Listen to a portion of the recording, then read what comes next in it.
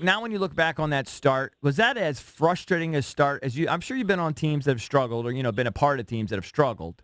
Was that, now that you look back on it, A, as frustrating a start as you've ever been sort of a part of, and B, you knew they were better, but did you think you'd get this hot? Did you ever see this hot streak coming for this extended period of time coming?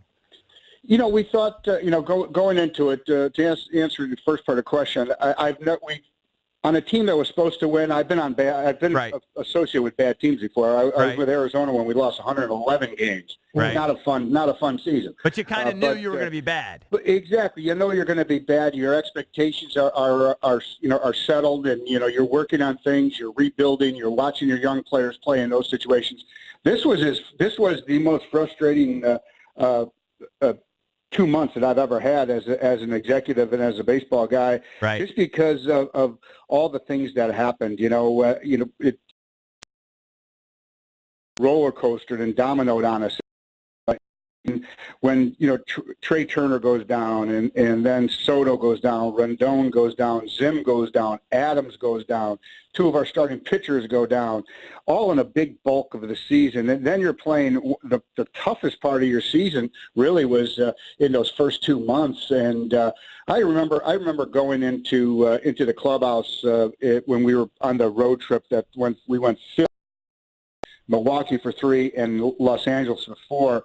And the lineup card on the wall, I go to Davey. I said, "How are you going to pull this one off?" You know what I mean? With the lineup that we were featuring there, it was several AAA players, and we had bench players that were playing every day. We had pitchers that we have high regard to, but we thought that needed more season in the minor leagues. We've got these guys in prominent roles against some big time teams, and we're just treading water to keep our nose afloat and from not drowning totally. So again, a testament to that coaching staff and to Davey. He kept this club together when it could have splintered off very, very easily.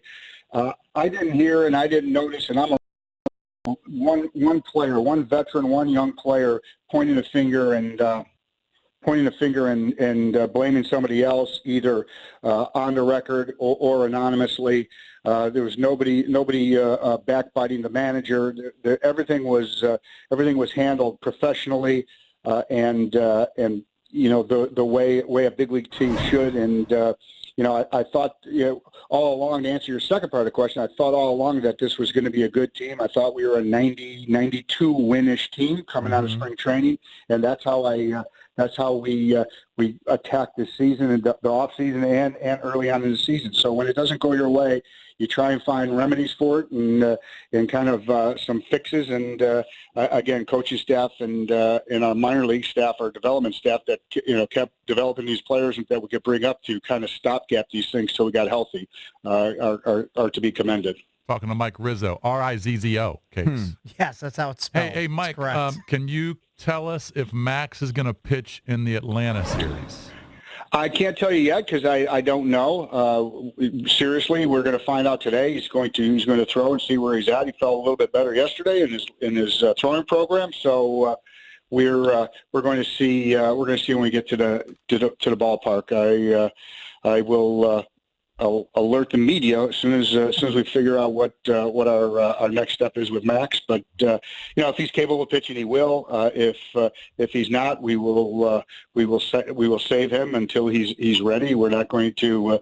We're still in July, and guarantee you this: if this is September and we needed this win, right, you couldn't keep Max off the mound. But we.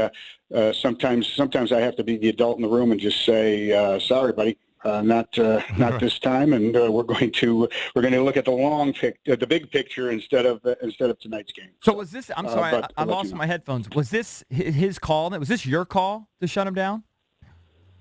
The disabled list or injury list? Yeah.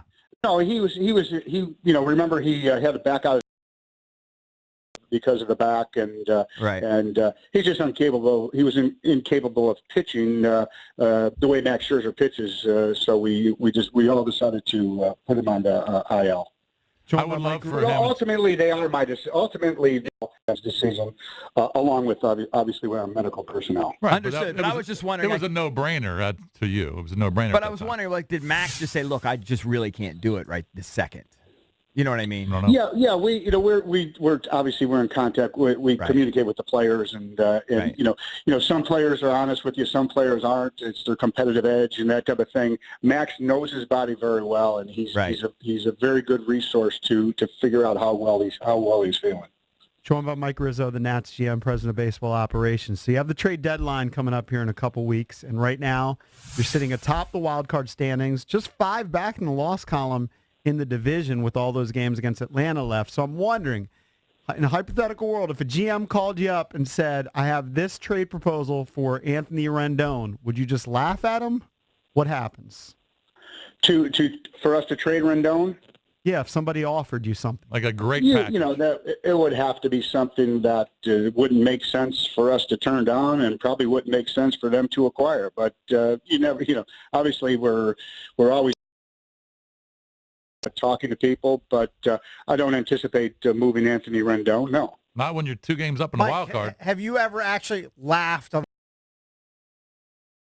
He made an offer to you. Oh, I guarantee. You just laughed at guys. You just can't be serious with this Guarantee offer. Laughed, scoffed at times, said nasty things to him, but and had them said to me. So said nasty things. That's hilarious. So what is I assume then we got to be really comfortable with where you are right now, especially considering that start. Can we assume that there are going to be some tweaks here? Across the deadline, there always are with you. You always seem to make a few more moves. Yeah, we always try to plan. Actually, our preseason plan we always factor in that there's a possibility we could make a move at the deadline. We budget for it. We prepare for it. And there's often seasons that we have acquired player or players. There's always also seasons where we trade players away, and think that we've been most recently in acquire mode. Because we've had a chance to win the last 8 seasons, and we're I think we're in that mode again. But that's not to say that you can't be a hybrid. You can't move some pieces and make yourself better for this year and beyond. And we're always strategizing and forecasting where we're going to be at, not only this year but years beyond us, beyond this year, and we have to be prepared for all those scenarios. But we're an aggressive front office, we're an aggressive ownership group, and if there's a deal to be made that would help us prepare for meaningful games in September and beyond, we've shown in the past that we're capable of doing that. We're not afraid to make a trade, and